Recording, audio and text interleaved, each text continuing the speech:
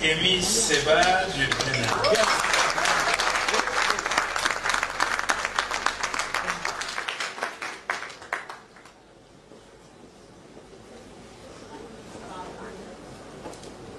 Alors, le gagnant aujourd'hui, comme on a pris coutume de le dire,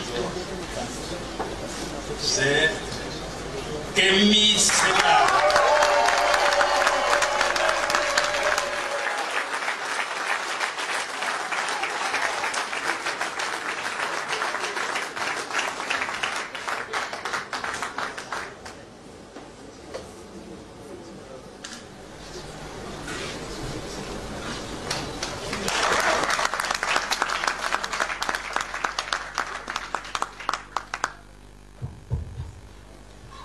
Surtout venu pour toucher ce micro ce soir. Vous me connaissez un peu. Avant toute chose, préalable, honorer nos ancêtres sans qui nous ne serions pas ici ce soir, en toute évidence. Remercier les organisateurs qui n'ont pas ménagé leurs efforts, et c'est pour ça que je vous appelle à la tolérance par rapport au petit couac qu'il peut y avoir. Il est tard, c'est vrai. Mais applaudissez fortement Paul Ella et tout son staff, s'il vous plaît.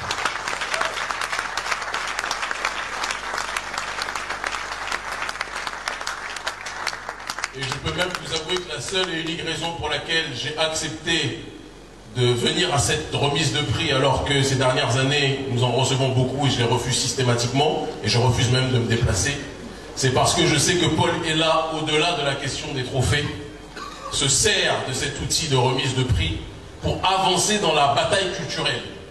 On va utiliser un logiciel un peu marxiste, même si je ne le suis pas.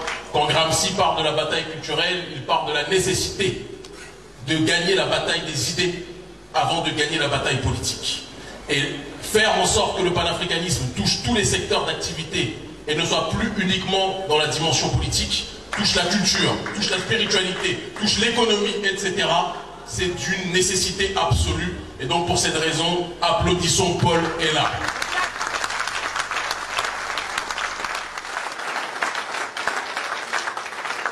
Mais une fois les introductions faites, je ne peux pas quitter cette tribune sans dire ce que j'ai sur le cœur. Il y a un proverbe qui dit que c'est à la fin du bal qu'on paye les musiciens.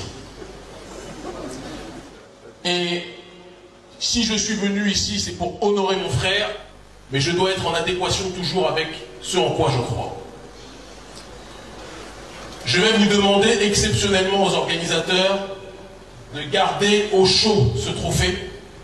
Je ne le refuse pas, qu'on le précise bien, mais qu'on me le remette quand le combat sera le combat que nous menons au péril de nos vies, qui me pousse à aller en prison, qui me pousse à être expulsé à différents endroits, même si nous sommes suivis par un nombre record de jeunes en Afrique francophone, quand ce combat sera définitivement gagné. Quand le franc CFA sera tombé. Quand le néocolonialisme polymorphe, pas simplement français, le néocolonialisme chinois, le néocolonialisme d'autres entités qui sont sur nos terres et qui se servent comme si c'était une bijouterie, quand tout ce néocolonialisme aura disparu, je récupérerai ce trophée. Quand toutes les personnes qui arrivent au pouvoir et qui confondent la présidence avec une banque dans laquelle ils peuvent se servir de manière illimitée seront tombées, je prendrai ce prix. Je sais que je peux créer du malaise quand je dis ça, mais je suis venu pour dire la vérité ce soir. On ne peut pas parler de lutte contre la France-Afrique en se contentant de parler uniquement du colon exogène, sans parler des mots endogènes. Il y a des problèmes dans nos pays dont nous devons parler. Tant que la liberté d'expression sera toujours réduite, jamais nos populations ne pourront avancer.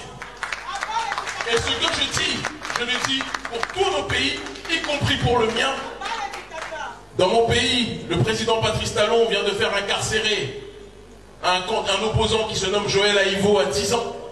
Je n'ai pas d'accointance idéologique ou politique avec ce dernier, mais je ne peux pas comprendre que pour des désaccords, on jette au cachot quelqu'un au lieu de le battre sur le terrain des idées. Et ce qui est valable au Bénin, est valable au Cameroun, est valable au Sénégal, est valable dans tous nos pays, colonisé encore aujourd'hui.